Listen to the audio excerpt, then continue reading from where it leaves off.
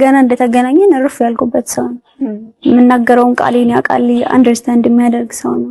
በተለያዩ ማህበራዊ ሚዲያዎች ላይ በተለይ ደግሞ ቲክቶክ በተባለው ትስስር ገጽ ላይ በከፍተኛ ሁኔታ ወንጌልን እየሰበከ የምናውቀው ወንድማችን ሜሎስ ተሾመና በአነጋገሯ በብዙዎች ዘንድ የምትወደደው እህታችን ኤልዳና በትዳር ሊጣመሩ ነው። ወንድማችን ሜሎስ ተሾመ የተሳሳቱ አስተምሮቶችን በእግዚአብሔር ቃል እውነት እያፈረሰ ከድሮ እስካሁን በነበሩ የተሐድሶ እንቅስቃሴዎች ስለ ዘመናችን ቤተክርስቲያን ፈተናዎች፣ ስለ ሪቫይቫል እንቅስቃሴዎችና በርካታ ሃይማኖታዊ አስተምሮቶችን በማንሳት በብዙዎቻችን ዘንድ ይታወቃል።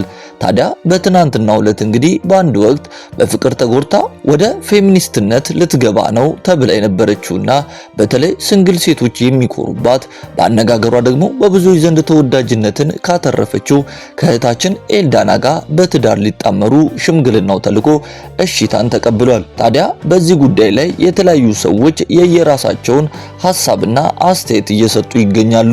አንዳንዶች ኤልዳና ከምትናገራቸውና ከምታወራቸው ጉዳዮች አንፃር መጽሐፍ ቅዱሳዊ ያልሆነውን የፌሚኒስትነትን ሐሳብ የምታቀነቅንና በተቃራኒው ደግሞ ወንድማችን ሜሎስ ደግሞ ይሄንን በግልጽ የማይቀበል በመሆኑ አብረው ሊሄዱ አይችሉም የሚሉ በርካታ ሐሳቦችን እያጎረፉ ሲሆን በዚህ ጉዳይ ላይ እና ከወንድማችን ሜሎስ ጋር በተያያዘ በትዳር መጣመሯን በተመለከተ እህታችን ኤልዳና በቪዲዮ ያስተላለፈችው መልእክት ተመልክተን አንዳንድ ሰው መስራት ይችላል ወይ ሙልት አርጎ ታገኛለሽ እና የመጀመሪያ ጊዜ ስንገናኝ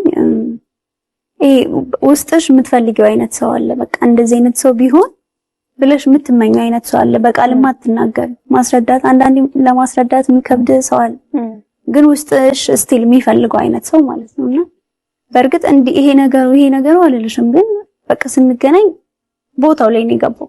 እኔ ደግሞ ይሄ ነገሩ ብትይ ነው ደስ የሚለኝ።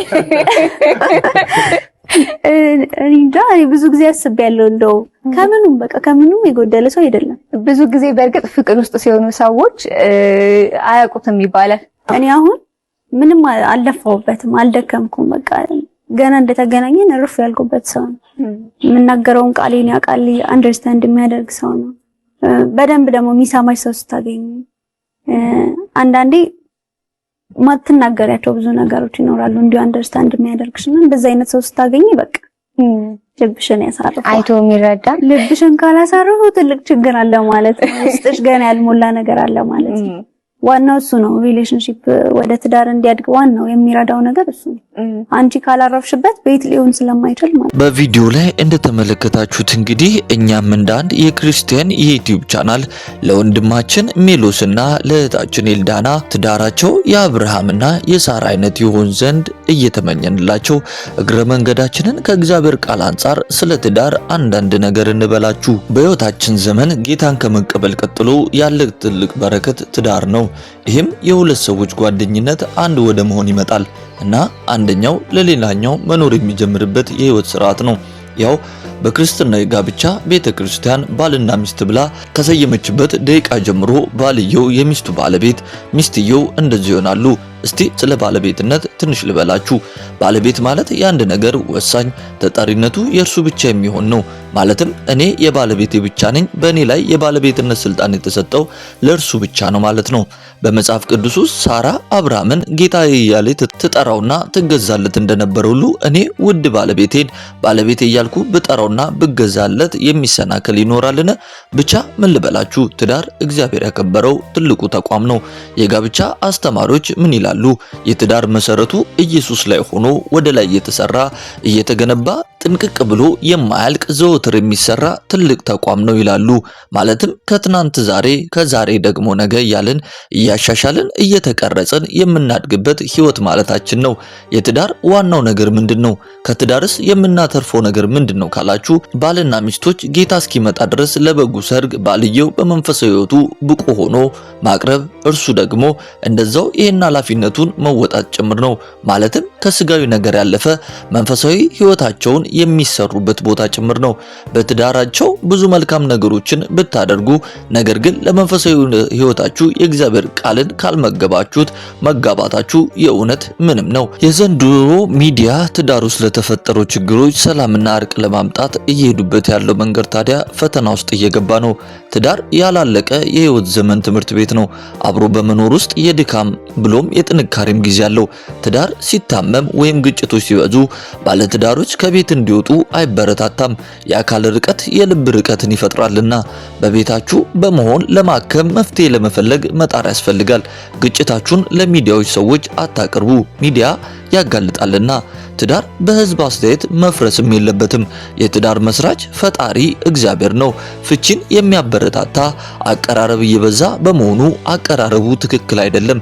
የእርቅና የይቅርታ ደረጃዎች በፊት መደረግ የሚገባቸው መርሆች አሉ። ከመጀመሪያው ትዳር በውለታና በጥቅም ላይ የተመሰረተ መሆን የለበትም። ትዳር በመላመድ በመጣ የተለያዩ ጥቅማ ጥቅሞች ላይ የተመሰረተ አይሁን። የትዳር መሰረቱ ንጹህ ፍቅር ቢሆን በፍቅር ውስጥ ርህራሄ፣ መረዳዳት፣ ይቅርታን፣ መቀባበል፣ አብሮ መኖር ይከተላሉ ማለት ነው። የትዳር አጥሮች ታማኝነትና ኃላፊነት ሁልጊዜ መኖር አለባቸው። ሰው በቤተሰቡ ምክንያት ትዳሩን መፍታት የለበትም። ያልበሰለ ሰው ትዳሩን ከሌሎች ጋር ያገናኛል።